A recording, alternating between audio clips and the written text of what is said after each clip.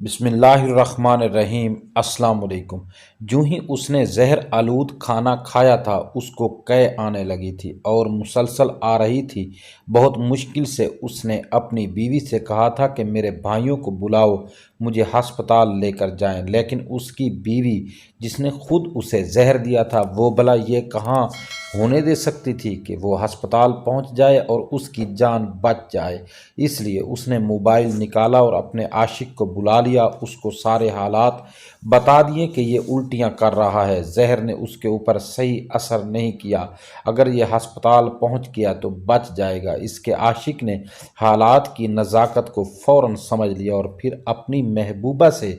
مشورے کے بعد اس کے شوہر کو بسترے پر گرا کر چارپائی کے ساتھ باندھ دیا اور اس کے سینے پر زور زور سے پاؤں کی ضربیں لگا لگا کے سینے پر چوٹ لگنے کی تکلیف کی وجہ سے اس کی محبوبہ کا شوہر زور زور سے کراہتا تھا اور اس کی آواز کو کمرے تک محدود رکھنے کے لیے اس کے منہ میں کپڑا ٹھونس دیا گیا۔ وہ منہ میں کپڑا آسانی سے نہیں ڈالنے دے رہا تھا، مجبوراً اس کی محبوبہ نے اپنے شوہر کی گردن پر پاؤں رکھ کر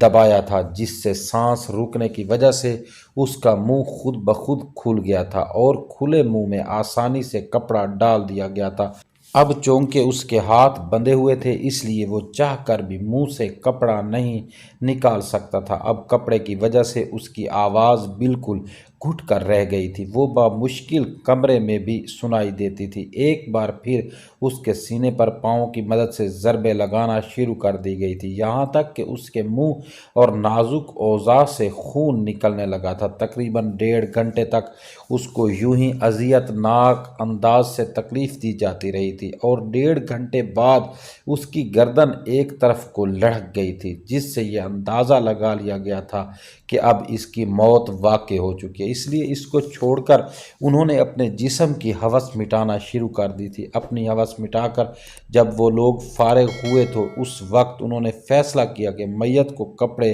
تبدیل کر دیے جائیں، اس کے جسم سے نکلنے والے خون کو صاف کر دیا جائے تاکہ کسی کو شک نہ ہو۔ خاتون نے اپنے شوہر کے کپڑے نکالے، اپنے عاشق کی مدد سے اس کو کس طرح باندھ دیا گیا، اس کی وہ رسیاں کھولی گئی، پھر اس کا خون صاف کیا گیا، اس کے سینے سے چوٹوں کے نشان مٹانے کی حتی المقدور کوشش کی گئی۔ کمرے کے اندر سے وہ سارا گند صاف کر دیا گیا تھا جو قے یعنی الٹیاں اس کے شوہر نے کی تھی۔ جب وہ زہر اس کے معدے میں گیا تھا، شوہر کا لباس تبدیل کر کے اس کی آنکھوں کو حتی المقدور بند کر گیا تھا۔ جب ان کو یقین ہو گیا کہ بظاہر اس کو دیکھ کر نہیں لگتا کہ اس کو قتل کیا گیا ہے بلکہ اس کو طبیعی موت لگ رہی ہے، تب معشوقہ نے اپنا سارا قیمتی سامان اٹھا کر اپنے عاشق کے حوالے کیا، جس میں زیور، نقد رقم اور کچھ قیمتی اشیاء تھی۔ یہ سارا سامان حوالے کرنے کے بعد اپنے عاشق کو گھر سے فرار کروا دیا۔ جب اس کو یقین ہو گیا کہ اس کا عاشق اس گاؤں سے دور جا چکا ہے تو اس نے محلے میں رونا پیٹنا شروع کر دیا اور سب لوگ اکٹھے ہو گئے۔ دیہات کے چند دانا لوگوں نے اس کے شوہر کی موت کی تصدیق کر دی، اس لیے ڈاکٹر کے پاس لے جانے کی زحمت نہ کی گئی، لیکن جب میت کو غسل دیا جا رہا تھا تو اس کے سینے پر لگی ہوئی ضربیں کچھ اور بتا رہی تھی۔ مر جانے والے انسان کے بھائیوں کو شک گزرا تو انہوں نے پولیس کو اطلاع کر دی۔ پولیس نے آ کر لاش کا جائزہ لیا تو اندازہ ہو گیا کہ یہ انتہائی منظم طریقے سے شاطرانہ انداز میں قتل کیا گیا ہے، اس لیے انہوں نے لاش کو تحویل میں لے کر پوسٹ مارٹم کے لیے بھیج دیا اور مر جانے والے کی بیوی اور کچھ اور قریبی رشتہ داروں کو شک کی بنا پر گرفتار بھی کر لیا گیا۔ جب تک لاش کا پوسٹ مارٹم ہو کر آیا تب تک پولیس نے اپنی تفتیش تقریباً مکمل کر لی تھی۔ ان کی بیوی قتل کا اعتراف کر چکی تھی اور ساتھ ہی اس نے اپنے عاشق کے متعلق بھی بتا دیا تھا کہ وہ کہاں رہتا اور کس فیکٹری میں کام کرتا ہے، لیکن جب تک اس کے بتائے گئے ایڈریس پر جا کر پتہ کیا گیا تو معلوم ہوا کہ یہاں تو کبھی اس نام کا کوئی انسان رہا ہی نہیں ہے، نہ ہی کبھی اس فیکٹری میں اس نے کام کیا ہے۔ جب آس پڑوس کی مختلف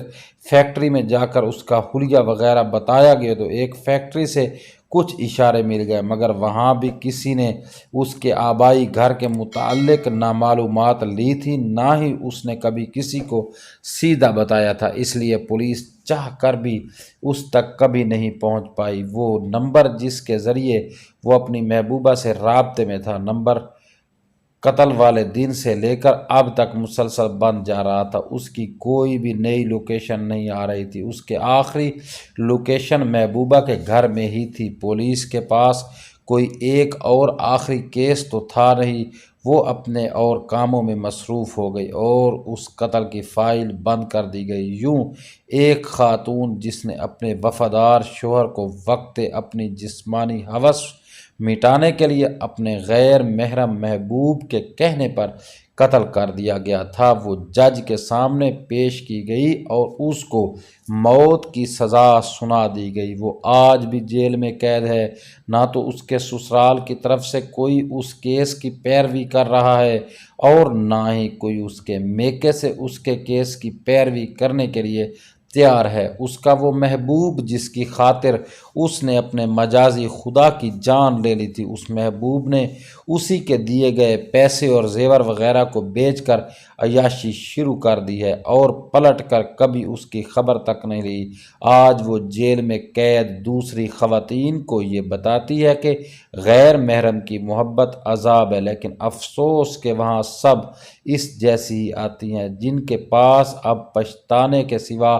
کچھ نہیں ہوتا، اور وہاں ایسی کوئی نہیں ہوتی جس کے پاس اتنا موقع ہو کہ وہ اس کی نصیحت پر عمل کر سکے۔ جیل کے اندر جہاں 6 لوگوں کو قید کرنے کی جگہ ہے، وہاں 20 خواتین کو ڈالا گیا ہوتا ہے۔ وہاں وہ سانس کی مریضہ ہو چکی ہے۔ اس نے کئی بار رحم کی اپیل کی ہے، لیکن نہ تو اس کی اپیل منظور ہوئی ہے اور نہ ہی اسے کبھی ضمانت ملی ہے، بلکہ جب کبھی وہ گڑ گڑا کر جج صاحبان کو کہتی ہے کہ میرے حال پر رحم کر دو، تو جج صاحبان اسے کہتے ہیں کہ تو اسی رحم کے قابل ہے جو رحم تو نے اپنے شوہر پر کیا تھا، ہم تجھ پر نہیں اس مقتول پر رحم کریں گے جس کو رحم کی بھیک مانگنے کا موقع بھی نہیں ملا تھا۔ جج صاحب کا اپنی توقع کے مطابق جواب سن کر وہ پھر بیٹھ کر رونے لگتی ہے، لیکن اب اس کے آنسوؤں پر بھی کسی کو کوئی ترس نہیں آتا۔ افسوس کہ یہ آنسو کا ہمیشہ بہتے رہیں گے، لیکن پھر بھی شاید اس کی توبہ قبول نہیں ہوگی۔ اس کہانی کے ذریعے میں اپنے قارئین کو یہ سبق دینا چاہتا ہوں، خاص کر خواتین کو، کہ بے شک بھلے ہی آپ اپنے شوہر سے ناخوش ہوں، وہ آپ کی امیدوں پر پورا نہ اترتا ہو، لیکن کبھی بھی کسی بھی حال میں اللہ تعالیٰ کی بنائی ہوئی حدود کو کراس کرنے کی کوشش نہ کرنا۔ اللہ تعالیٰ کی پکڑ بہت سخت ہے۔ اگر آپ کے ساتھ کوئی زیادتی کر رہا ہے تو اللہ تعالیٰ اس کا بھی بہترین بدلہ لے گا اور آپ کو اس کی بہترین جزا بھی دے گا، لیکن اگر آپ خود خدا بننے کی معاذ اللہ کوشش کرو گے تو اللہ تعالیٰ کے عذاب میں مبتلا ہو جاؤ گے۔ دوستو، اگر آپ کو یہ ویڈیو اچھی لگی ہے تو ویڈیو کو لائک